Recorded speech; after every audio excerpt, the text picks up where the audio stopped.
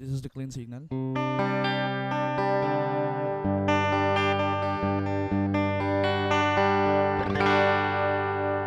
And yan, kasama natin ating i-check yung mga cables. And sobrang memorable sa akin tong board na to kasi napakaganda ng story and inspiring.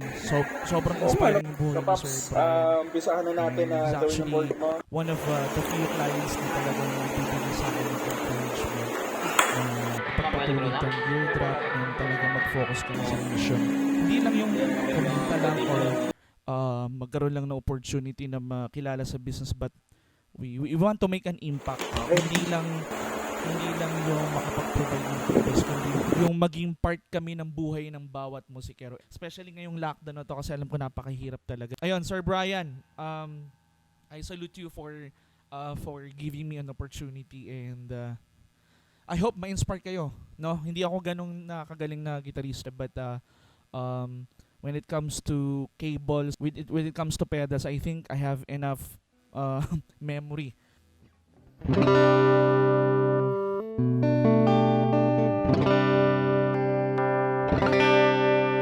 Clean signal. So, tuner muna tayo. Oops. Of course, kailangan na nasa tono tayo. Ayan, sobrang responsive naman ng pitch block.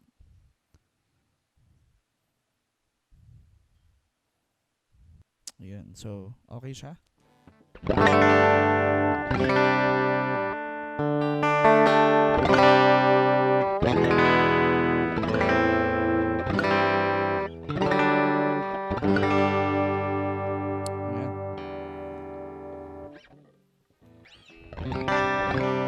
Test muna natin yung Archer.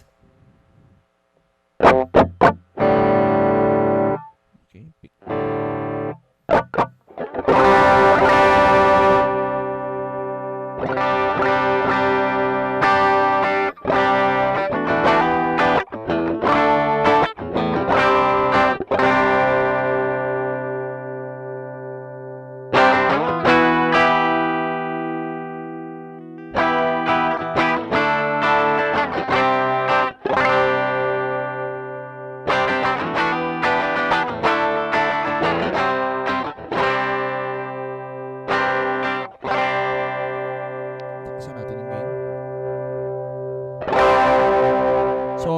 Malaki yung niya, yung gain niya, yung pag-multiply niya sa volume.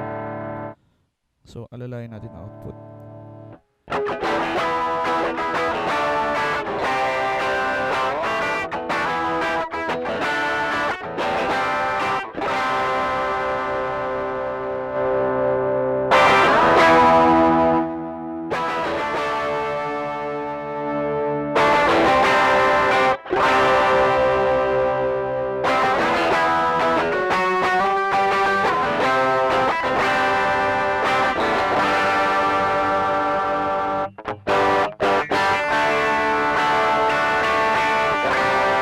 So sobrang pantay yung yung volume nung kanyang tone.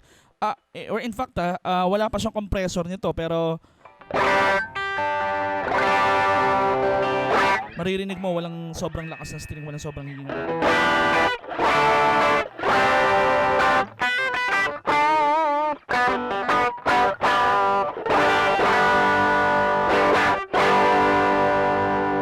Okay, let's try it with the phaser.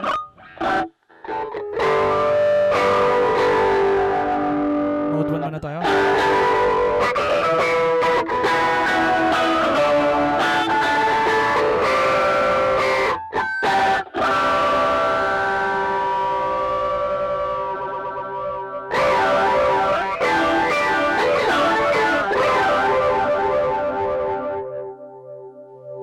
Okay. Tatry muna natin itong buong chain with the Archer.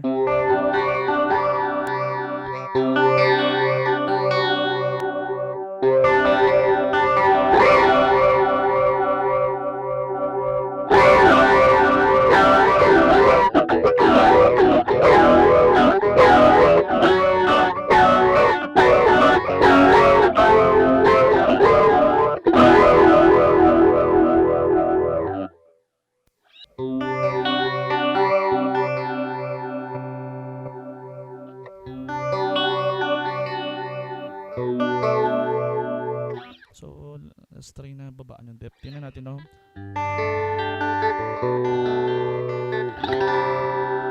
Pwede siya maging subtle lang, no?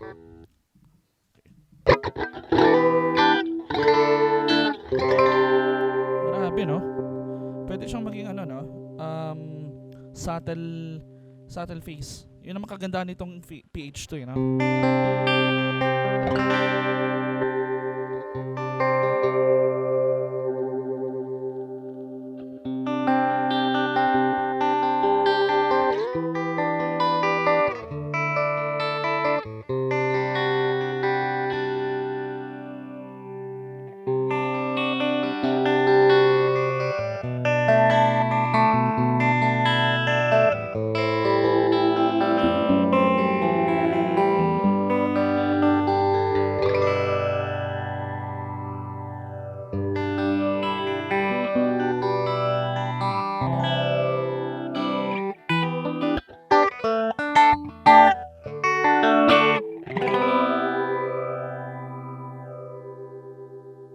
Taasan natin rate.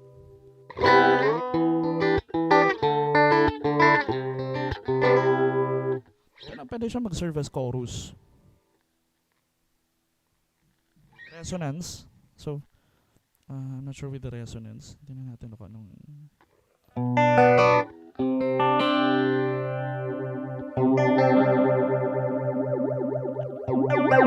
Okay, so yung parang resonance na is the color, no? So it's more of the color or tweak.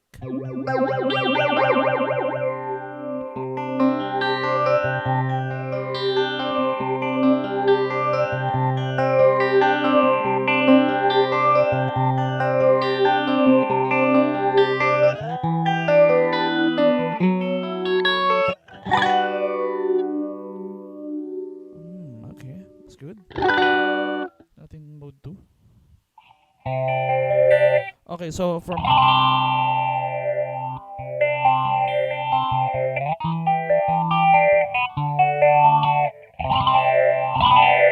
I'm not sure kung paano explain yung tone pero it's more like nawala yung mids and highs niya. So more on warm siya. I think I don't know if it's the right term pero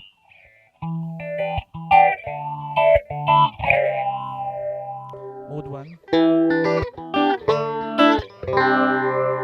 Parang nawala dito yung ano yung mismong string, no? Yung mismong dry signal.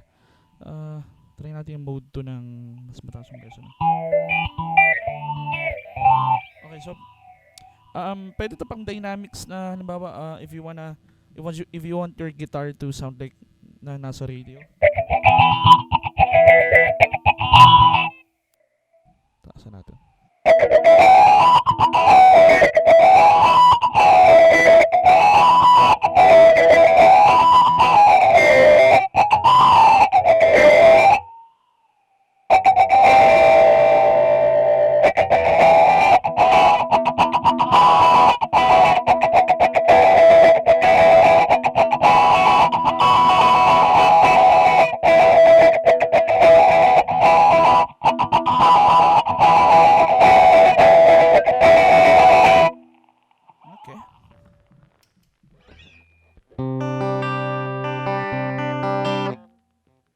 Okay, so itong loop ni Bryan is actually a series. So ang talagang gusto na talaga is parallel, but unfortunately when he got the black looper, it's actually was a series bypass looper.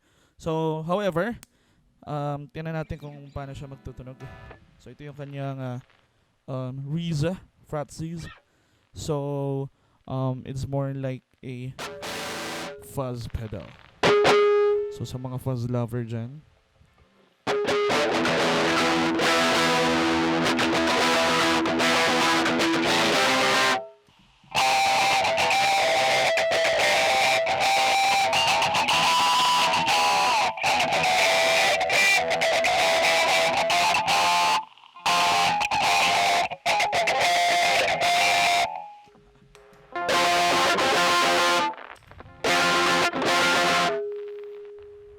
so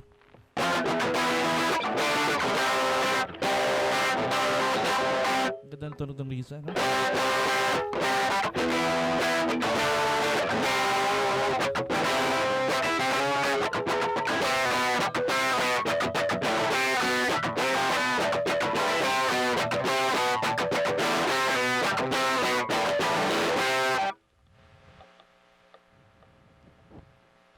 Try natin yung may bias.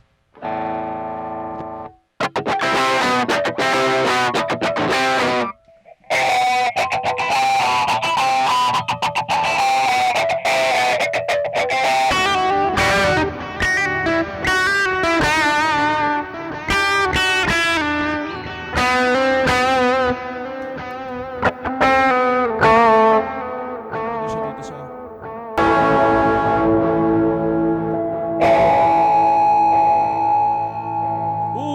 Ang ganda ng reaction ng ano. Ang ganda ng reaction ng ano, ng phaser sa kanya, no? Siya lang. Okay, ah. Di ko...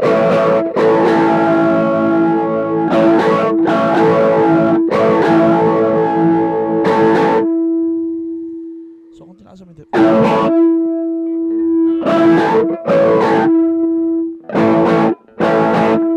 Okay, so gain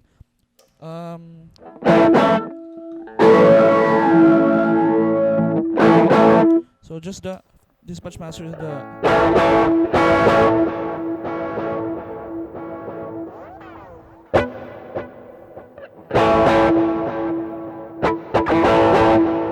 ang ganda ng reaction ng ano, Archer with the phaser, ah. Ayos, ngayon ko lang na-discover itong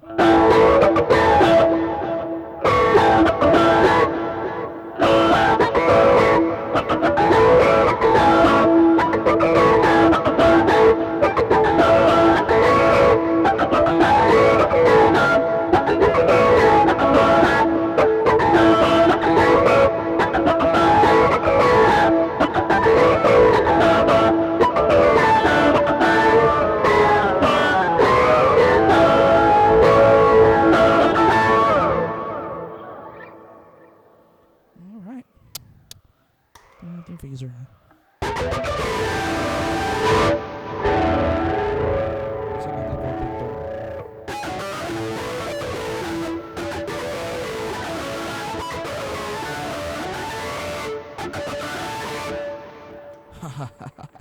Okay, so meron akong kokopyahan na tone. Nice, that's good, that's good.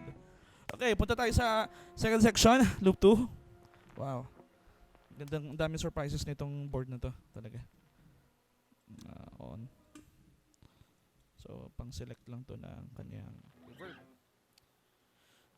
Okay, let's go. Okay, first of course yung kanyang OCD.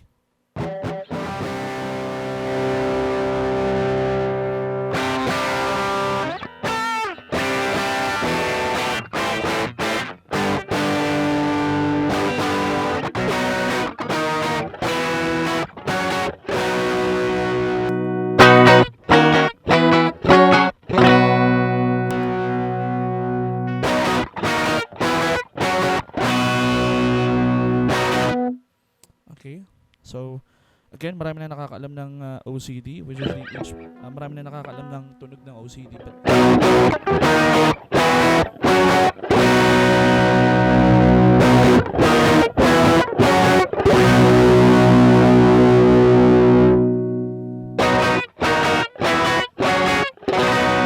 so, very, ano siya, responsive siya sa picking.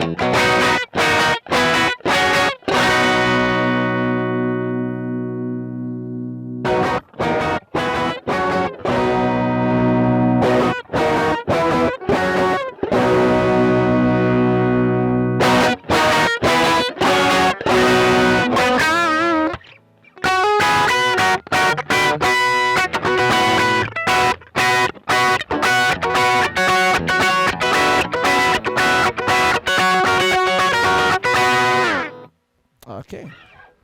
So, again, punta naman tayo sa Nemesis. Okay. So, yung tape delay. So, maraming delay ito, no?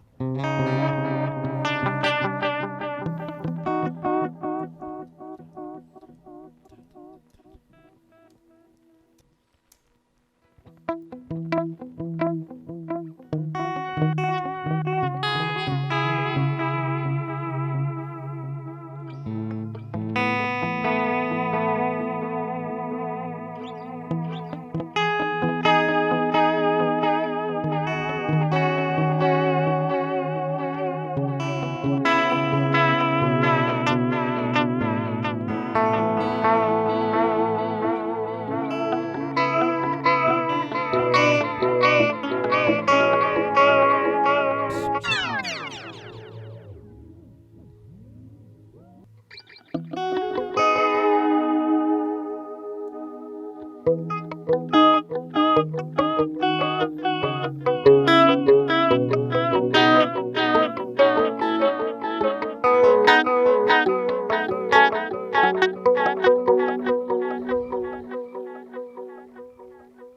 tape.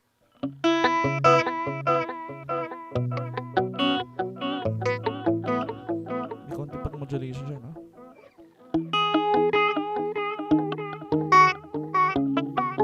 So, konti-konti lang, very subtle lang yung mod, no? So, for me, yung mod kasi it's actually an option for you to let the pedal sweep the tone. So, from there is, so meron siyang konting phasing from mid to high, then low to high, no?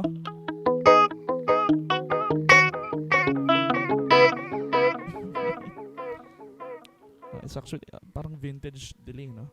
Degrade, okay.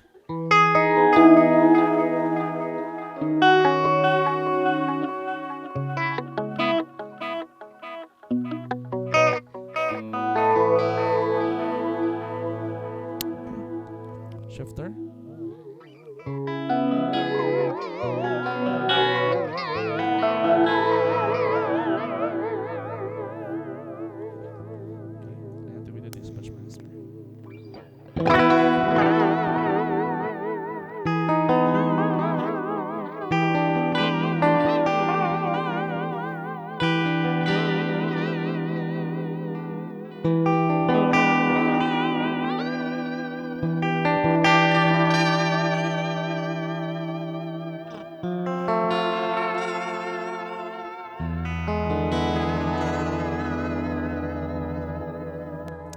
Okay, so talaga nasa diskarte mo, no?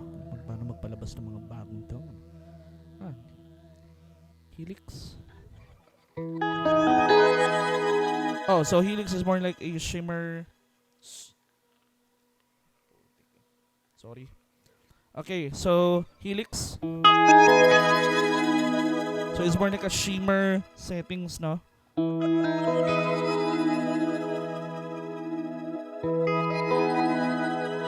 Slightly one octave and then one more octave up, no? So of course meron ano yun eh. What yun eh. Okay.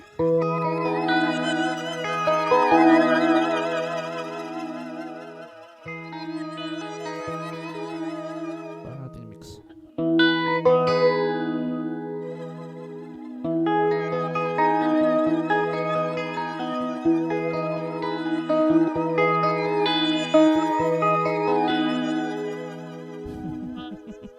Okay, that sounds good. Reverse.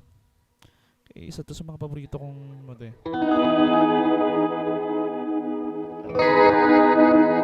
Ayan, may konti siyang ano.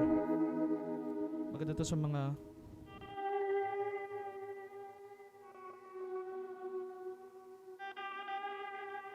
swells or one note hit.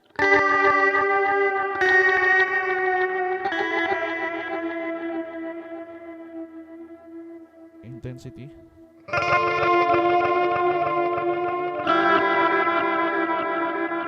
So, alam mo bang pwede itong gawin for ano? Pwede itong gamitin for parang meron kang ano, parang more like parang orasan, parang gano'n. Parang may tunog gano'n ka. TikTok parang gano'n.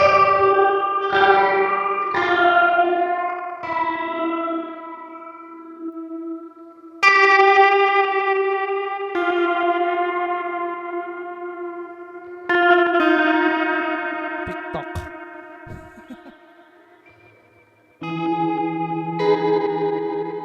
Ayun, yung ano na yun eh. Paano kayo makuha yung part na yun? Parang mataas na.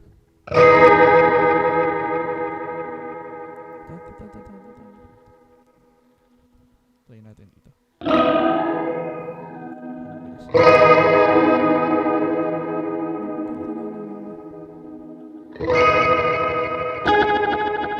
Ayun, sa palm mute tayo. Ano, parang meron kang ano, emphasize ng konti yung timing.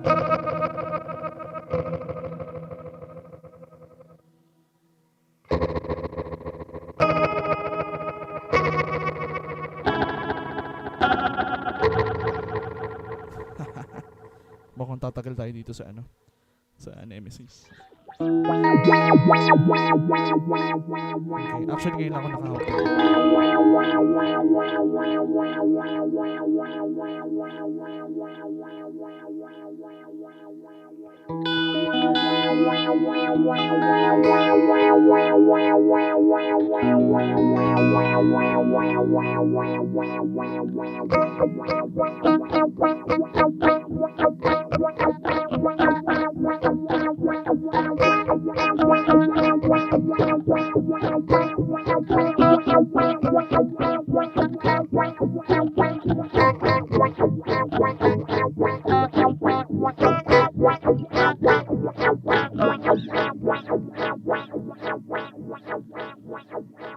Rhythmic. Parang multi-slap.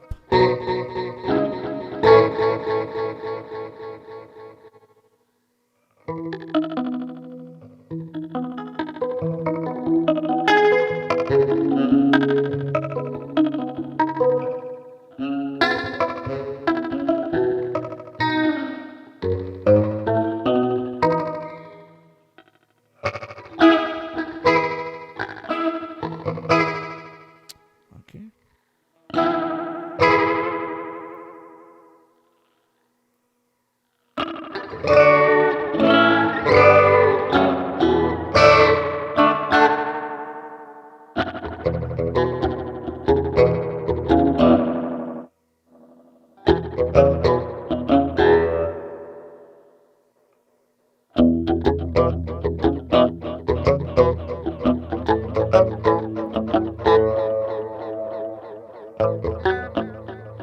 So yung rate ng mod, no?